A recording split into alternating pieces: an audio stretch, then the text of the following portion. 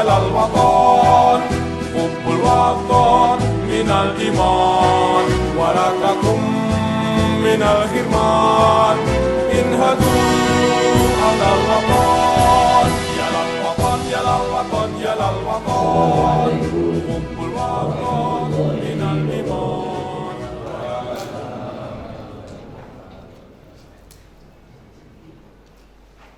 Bismillah, alhamdulillah, wassalatu wassalamu ala rasulillah Muhammad ibn Abdillah, wa la hawla wa la quwwata illa billah, amma ba'd.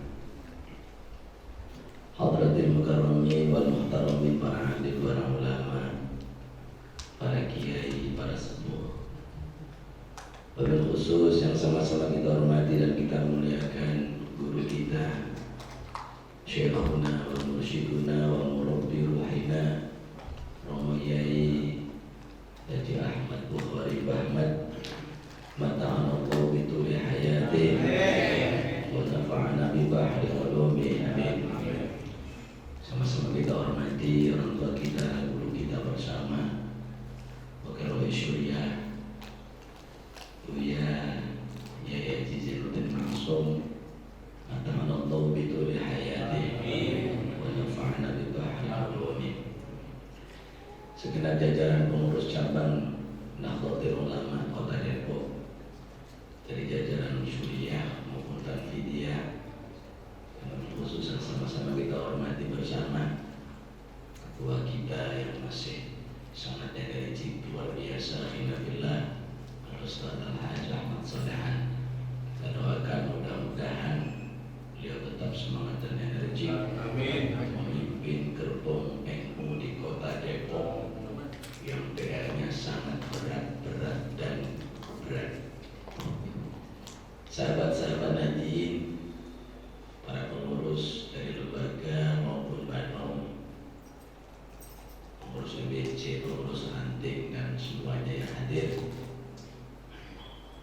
kita berharap mudah-mudahan kita semua yang hadir di tempat yang mulia ini mendapat ridho dari Allah Subhanahu wa Ta'ala. Ya Rasulullah,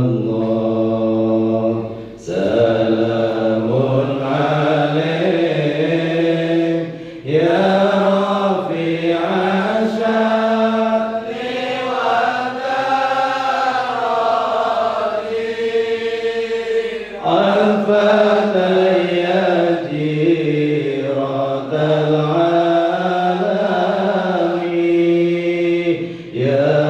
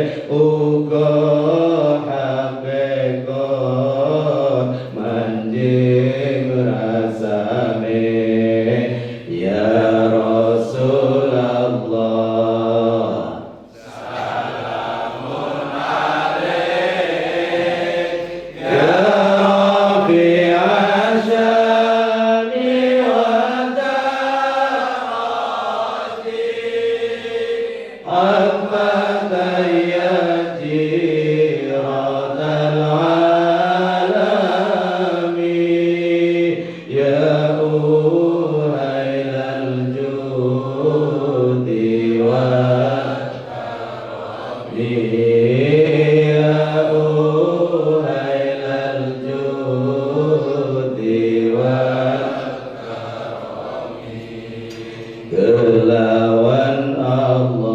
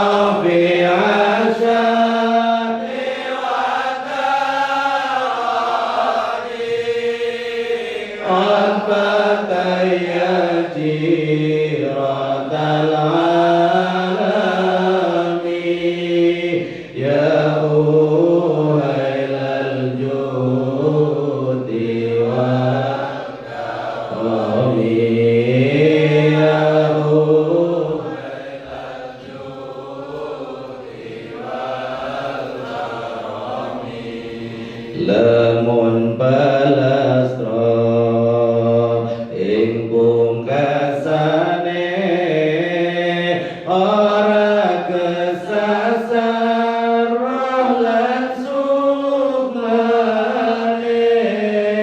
den gadang Allah swarga manggone utuh mayite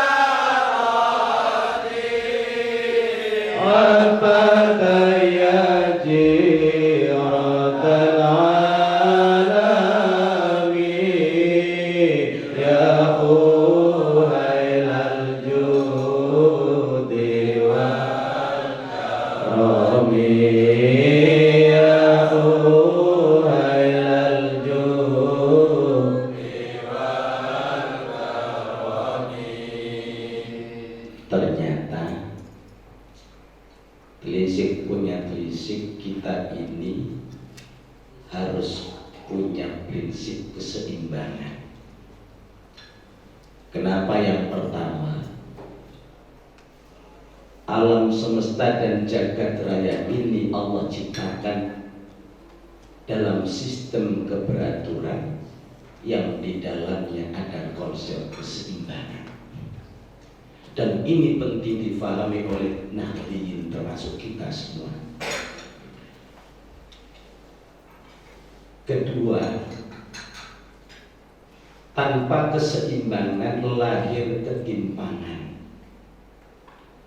Tanpa keseimbangan lahir kepincangan. Tanpa keseimbangan lahir ketidakselarasan. Tanpa keseimbangan bahkan bisa melahirkan gesekan, kekacauan, pertikaian, bahkan bunuh-bunuhan. Itu terjadi karena manusia hidupnya tidak seimbang. Dan ternyata yang paling update, yang paling proporsional dalam mengelaborasi, mengadopsi, mengimplementasikan konsep keseimbangan Allah tiada lain adalah Jam'iyah Nahdlatul Ulama. Sehingga mari kita buka bersama kitab suci kita, kitab sucinya orang NU, di mana di dalam pelajaran Mabadil Khamsah atau di dalam prinsip-prinsip ke-NU-an, maka kita kenal tiga hal yang hampir nyaris sama, yang semua bermuara pada keseimbangan. Ini yang nanti kita jadikan acuan di dalam berkhidmat di Nahdlatul Ulama. Yang pertama konsep at-tawazun, balancing, keseimbangan. Maka cara mendeteksi atau mengenali ciri-ciri orang NU adalah orang yang ciri-cirinya punya sifat tawazun, seimbang. Seimbang dalam apa? Di dalam berpikir, fikrah. Makanya di dalam NU, orang NU punya kecenderungan tawazun fil fikrah. Itu orang yang mikirnya enggak ekstrim kanan, enggak ekstrim kiri, tapi seimbang. Karena orang yang di dalam pola mengusung agama melalui organisasi manapun, melalui gerbong apapun, kok cara berpikirnya di ekstrim kanan, ia akan melahirkan pemikiran-pemikiran radikal. Sebaliknya, orang yang fikrohnya, pola pikirnya kok ekstrim kiri, akan melahirkan kelompok-kelompok yang berpikirnya liberal. Jadi kalau ada orang yang berpikirnya radikal atau dia berpikirnya liberal, dipastikan ini bukan ciri-ciri orang NU.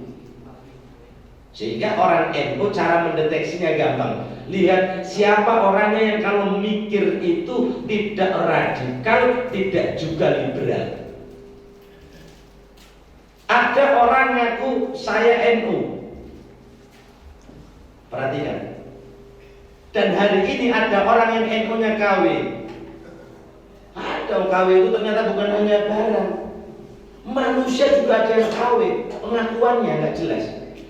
Ngakunya NU tapi cara berpikirnya radikal. Ada. Kenapa kita mengenal ada istilah NU? NU garis apa itu? Lurus.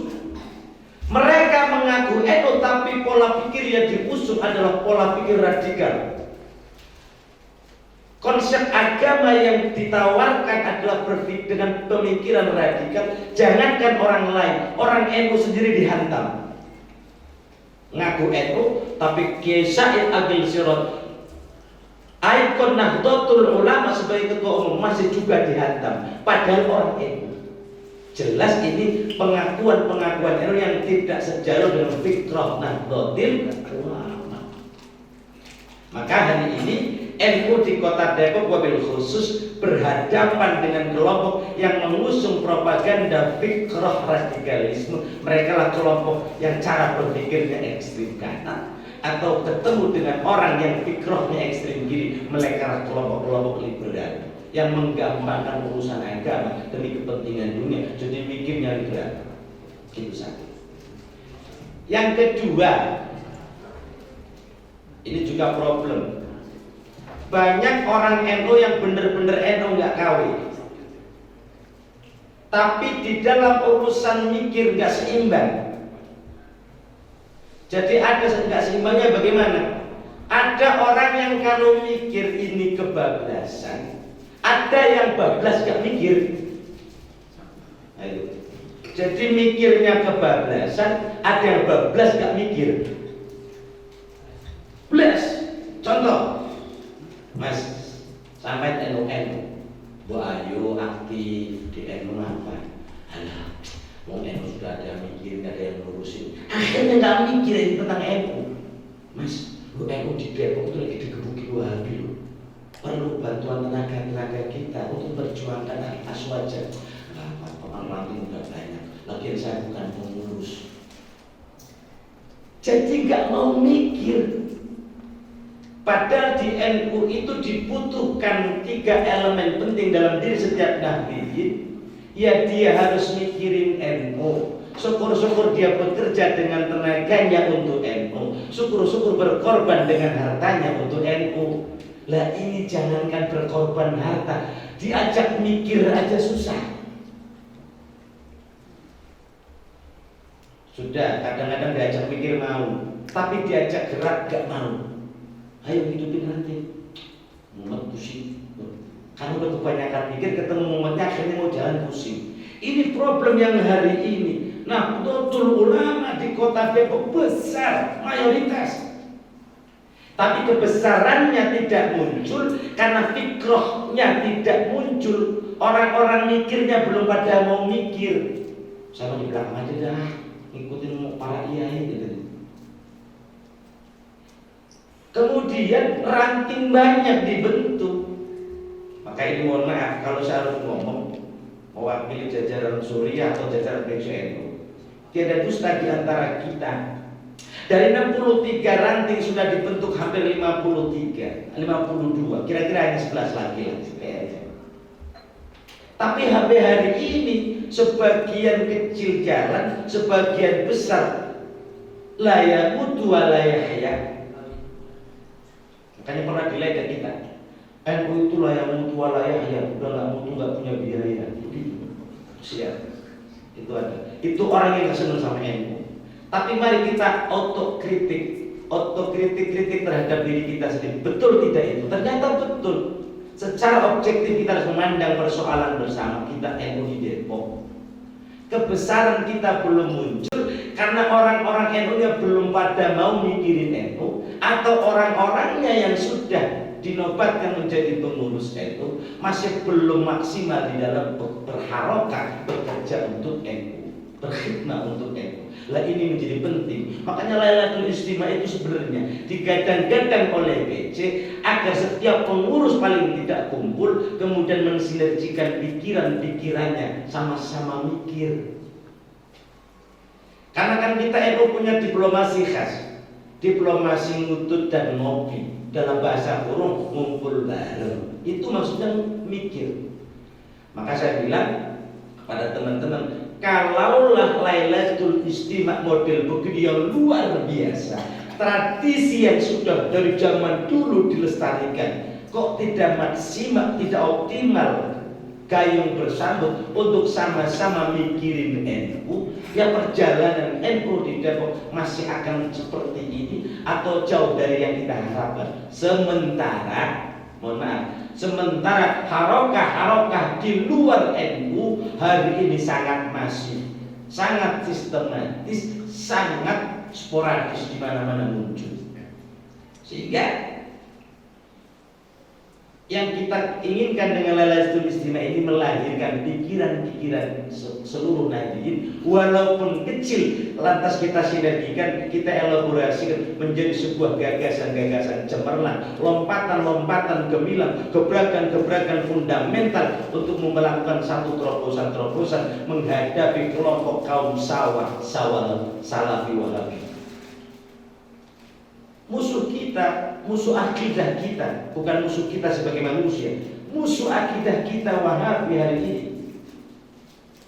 Yang hari ini mereka sudah berkolaborasi dengan gerakan politik, yang hari ini bercokol di kota Depok.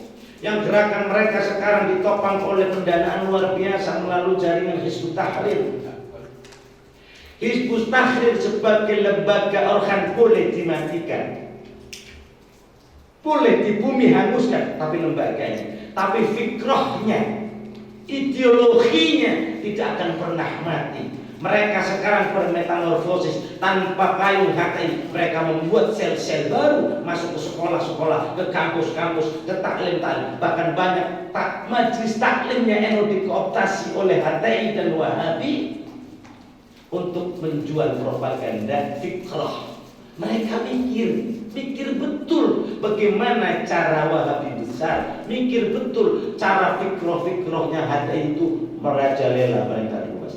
Kita kebalik, dipikir ngurus NU yang mikir cuman pengurusnya, padahal yang diminta adalah seluruh elemen NU, pengurus maupun tidak pengurus. Kalau ada majelis kumpul seperti Lailatul Istimewa, mari kita bareng-bareng mikir. Itu pesan kami. Fikrah.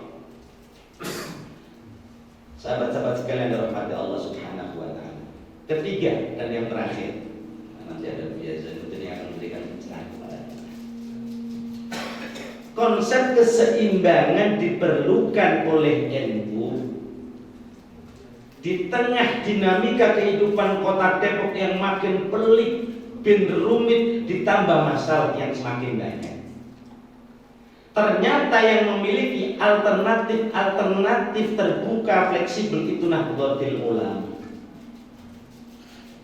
Sesungguhnya di NU itu sudah menawarkan gagasan-gagasan solutif alternatif untuk memecahkan setiap kebuntuan yang itu ternyata bersumber dari cara beragamanya orang NU. Contoh, kalau kita kaji dalam aspek keagamaan, sederhana, di Nahdlatul Ulama karena haluannya Ahlus Sunnah wal Jamaah di dalam beragama, masadirul ahkam, sumber rujukan hukum yang dipegang ada 4 yang utama. 2 berupa dalil naqli, Al-Quran was Sunnah. Naql, wahyu Allah. Yang satu ala lisan Rasulullah namanya sunnah nabawiyah asy-syarifah. Yang satu kalamullah namanya Al-Qur'anul Karim. Itu sumber rujukan utama di dalam beragama. Ini masih dalil nakhli. Tapi NU tahu betul, Aswaja tahu betul bahwa manusia itu punya keterbatasan untuk mencerna wahyu Allah. Karena wahyu Allah diturunkan bukan di sini dengan bahasa Melayu, bukan dengan bahasa Indonesia, tapi diturunkan di Arab dengan bahasa pilihan. Bahasa Arab pilihan, bukan hanya bahasa Quraisy. Sehingga ada keterbatasan untuk bisa langsung ngeklik sama Al-Quran. Beda dengan sahabat, apalagi dengan Rasulullah, jauh kita. Sehingga instrumen yang namanya akal, nalar, dan rasio dijadikan pedoman kedua untuk memahami Al-Quran dan As-Sunnah. Sehingga orang Ahlussunnah di dalam mengadopsi sumber hukum itu seimbang. Selain menggunakan pendekatan dalil nakli Al-Quran dan Sunnah, Ahlussunnah juga berpegang kepada pendekatan dalil hukum akli yang namanya ijma' dan qiyas. Ijma' itu sumber hukum yang basisnya akal. Kenapa akal? Karena ijma' itu hasil dari ijtihad para ulama. Ijtihad itu apa? Badlul wus'i linailil hukmi, mencurahkan kemampuan nalar ulama untuk melahirkan formula hukum baru berdasarkan pertimbangan-pertimbangan, ilat-ilat dan seterusnya. Jadi ada dalil nakli dan akli. Sehingga orang Aswaja di dalam beragama, dalam mengusung gerakan keagamaan sekalipun pasti seimbang, karena tidak hanya mengedepankan wahyu, tapi juga diimbangi dengan pendekatan nalar. Coba kalau Wahabi, mari kita kembali kepada Al-Quran dan As-Sunnah. Itu aja dibolak-balik. Mari kita kembali kepada Al-Quran dan Sunnah. Kembali dari mana? Dari dulu kita nggak pernah ninggalin Al-Quran dan As-Sunnah. Tapi mereka tidak menggunakan pendekatan qiyas. Jangan pernah pakai pikiran manusia, produk manusia. Bisa salah, bisa dosa, bahkan bisa kafir. Sudah kembali Quran dan As-Sunnah. Nah, kalau orang Indonesia suruh kembali Quran dan Sunnah, lo ngaji Qurannya juga jarang-jarang, baca Qurannya juga belepotan, baca hadis apa lagi? Kenal hadis cuma tolabul ilmi fardhatun ala kulli muslim, itu doang kan udah, soalnya kagak. Maka di dalam ternyata Ahlussunnah wal Jamaah inilah yang sesungguhnya membawa konsep at-tadayyun beragama lebih komplit dan seimbang dibandingkan kelompok lain. Maka tidak pernah muncul di lingkungan internal NU kelompok-kelompok radikal dan liberal, karena di dalam mengusung agama selalu berbasis pada keseimbangan. Nah, ciri kedua untuk mendeteksi orang NU itu adalah orang NU itu yang at-tadayyunu mabniyun 'alal qadiyah. Orang yang at-tadayyun, pola beragamanya itu mabniyun, dibangun 'alal qadiyah, berdasarkan hal-hal yang kontekstual, hal-hal yang terjadi sesuai dengan setting tradisi, setting lingkungan, setting alam, setting sosial masyarakatnya. Kalaulah Arab itu cenderung keras karena masyarakat terkenal dengan watak kerasnya. Bayangkan dulu kalau Wali Songo datang dengan slang kerasnya Arab, mana mau orang Jawa yang Hindu dan Buddha masuk Islam? Maka dilakukan adaptasi pendekatan-pendekatan kultural sesuai dengan qadiyahnya orang pribumi Indonesia, sehingga Islam mudah diterima. Lah kalau hari ini ada gerakan-gerakan yang memaksakan atas nama agama, tapi coraknya tidak corak qadiyahnya kita, masyarakat timur yang berbudaya, yang terkenal dengan tata krama dan sopan santun, dipastikan itu tidak berhaluan NU. Lah ini yang jadi PR-nya kita hari ini. Bagaimana kita mempertahankan warisan ulama salafus saleh, wabil khusus para wali songo yang sudah berhasil mengadaptasikan, mengharmonisasikan antara ajaran agama dengan qadiyah setempat menjadi wujud kita hari ini, di saat mereka akan membongkar kemapanan Ahlussunnah wal Jamaah anak-anaknya. sebagai penutup, untuk menciptakan keseimbangan pola gerakan NU yang notabene besar tapi belum menunjukkan kebesaran atau belum menunjukkan sesuai dengan harapan, maka di dalam gerakan-gerakan ke-NU-an keseimbangan itu diartikan apa? Merajut seluruh elemen yang ada, kekuatan yang dimiliki agar tidak tercecer, sehingga menjadi proporsional, seimbang.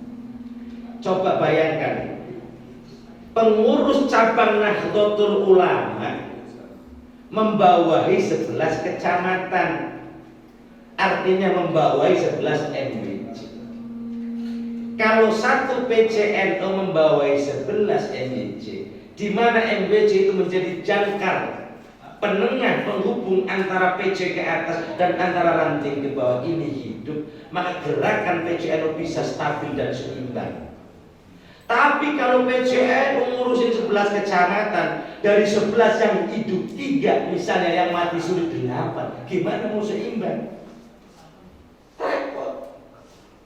Mau gerak ke sono, sana nggak ada yang nangani misalnya, maka keseimbangan tidak tercipta. Sama turunan level struktural di bawahnya, MWC 11, satu MWC ada yang 5 kelurahan, ada yang 6 kelurahan, ada yang 7 kelurahan. MWC-nya hidup, rantingnya nggak hidup. Ini MWC jamaahnya mana? Kan nggak punya jamaah. Karena yang punya jamaah itu ya ranting. Sama PCNU itu nggak punya umat jamaah real, yang punya jamaah real MWC. MWC tidak real kalau rantingnya nggak hidup. Lantas ini mau garap siapa? Jadi kalau Ustaz Solehan ini se-energiknya Ustaz Solehan, kalau rantingnya mati semua yang digarap, warganya siapa? Makanya untuk menciptakan keseimbangan level struktur, mulai dari PC, kita sudah Depok, PC-nya hidup, kemudian MBC-nya hidup, rantingnya hidup, ada keseimbangan gerakan, nggak jomplang. Kesianan Ustaz Solehan kan buat rasanya. Atau keseimbangan kedua tercipta kalau PCNU sebagai induk organisasi ditopang oleh sayap kanan kirinya hidup semua, ini baru seimbang. Jakman bergerak di wilayah spiritual dengan bimbingan Mbak Yaiman. Dia tak pernah berhenti sabar hari. Kita muncul apa di mana-mana muter. Lah tapi gerakan real dohirnya enggak. Ini kan gak seimbang. Maka untuk seimbang, zahiran wa batinan, yaminan wa yasaran, kanan kiri harus hidup semua. Maka semua lembaga PCNU yang ada 14, Banom NU yang ada 8, ini kalau hidup, gerakan kita bisa seimbang maju bareng. Maka seberapa pun tantangan besar yang kita ada, insya Allah yassarana Allah umurana semuanya. Tapi kita Allahumma yassir umurana wa jahil umurana, minta kemudahan, tapi upaya proses kemudahannya tidak ditempuh. Maka jalur satu-satunya yang kita ingin lakukan adalah mulai hari ini dan seterusnya kita melakukan perbaikan di dalam berorganisasi, hidupkan seluruh sayap baik Banom maupun lembaga di bawah naungan Jam'iyah Nahdlatul Ulama, sehingga gerakan kita menjadi ringan, menjadi proporsional, menjadi seimbang dan kuat. Itu yang dikehendaki oleh para masyayikh kita. Jadi hari ini di Depok tidak cukup orang ngaku saya NU, tapi bagaimana pengakuannya dibuktikan paling tidak. Satu, mau nggak mikirin NU. Naik kalau mau mikirin NU keren, lebih keren lagi dia mau mikirin NU, dia mau bergerak untuk mengabdi di NU. Dan lebih keren lagi kalau dia mau mikir, dia mau bergerak, dia juga mau mengeluarkan sebagian rezekinya untuk perjuangan NU. Mudah-mudahan kesempatan yang singkat ini sebagai tanbih buat saya pribadi selaku pengurus PC dan buat sahabat sekalian sebagai sama-sama warga Nahdliyin, mudah-mudahan perjuangan ke depan Nahdlatul Ulama di Kota Depok diberikan kemudahan dan kekuatan oleh Allah Subhanahu wa taala. Kemudian seluruh program dan kegiatan PCNU diberikan kemudahan, juga kemudahan seterusnya dan seterusnya, sehingga ke depan kita bisa merajut mutiara-mutiara Henus Andro Depok yang masih terserat di bawah payung besar rumah besar kita Jam'iyah Nahdlatul Ulama. Adani Allah ya wa nafikum wallahu muwaffiq ila aqwamit thoriq. Wassalamualaikum.